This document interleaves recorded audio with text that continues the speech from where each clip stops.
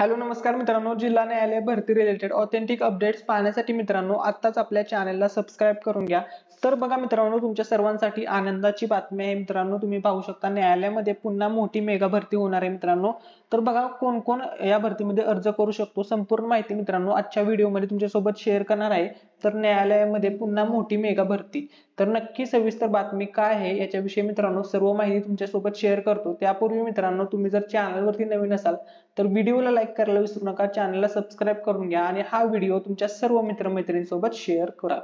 तर बघा सर्वात महत्त्वाचं म्हणजे मित्रांनो, या ठिकाणी तात्काळ हा शब्द महत्त्वाचा आहे। तुम्ही या ठिकाणी बघू शकता, मी तुम्हाला ह्याने दाखवतो। ठीक आहे, तात्काळ हा शब्द महत्त्वाचा आहे। तात्काळ कार्यवाही करून निर्णय घेण्याबाबत निर्देश देण्यात आले आहेत। जसं की आता जिल्हा न्यायालयाचं पहा, हॉल तिकीट आले की 5 दिवसामध्ये परीक्षा घेतली, फक्त 5 दिवसामध्ये परीक्षा, त्यामुळे सगळे काही विद्यार्थी हे गडबडले होते। तेच विद्यार्थी यामध्ये टिकले जे अगोदरपासून तयारीत होते आणि विश्वास ठेवून होते की परीक्षा होणारच आहे। तसंच इथे पण आता जो काही तात्काळ शब्द आहे मित्रांनो, तो खूप महत्त्वाचा आहे। ही माहिती आपण शासनाच्या ऑफिशियल वेबसाईट वरून घेतलेली आहे। आता ही माहिती मी एक्झॅक्टली तुमच्यासोबत शेअर करतोय, तर तुम्ही बघा या ठिकाणी मित्रांनो, सदर प्रस्ताव विचाराधीन असताना माननीय उच्च न्यायालयातील जनहित याचिका क्रमांक तुम्ही या ठिकाणी पाहू शकता।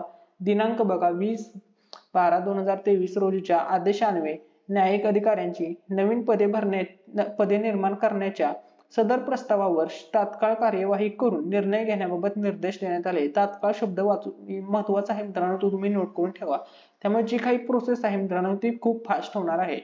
माननीय NCMS समितीने न्यायिक अधिकाऱ्यांची 3211 पदांची शिफारस करताना राज्यात न्यायिक अधिकाऱ्यांची 2012 पदे मंजूर होती। सध्या स्थितीत राज्यात न्यायिक अधिकाऱ्यांची 2360 एवढी पदे मंजूर आहेत। माननीय SCMC समितीने शिफारस केल्यानंतर राज्यात न्यायिक अधिकाऱ्यांची 348 पदांची निर्मिती यापूर्वीच झालेली असल्यामुळे 3211 वजा 348 बघा 2863 न्यायिक अधिकाऱ्यांच्या 2863 पदांची व त्या अनुषंगाने लागणाऱ्या सहाय्यभूत कर्मचारी समूहातील पदांची निर्मिती करण्याची बाब शासनाच्या विचाराधीन होती। तर बघा मित्रांनो, आता तुम्हाला या ठिकाणी समजलेलं आहे एक्झॅक्टली इन्फॉर्मेशन काय होती।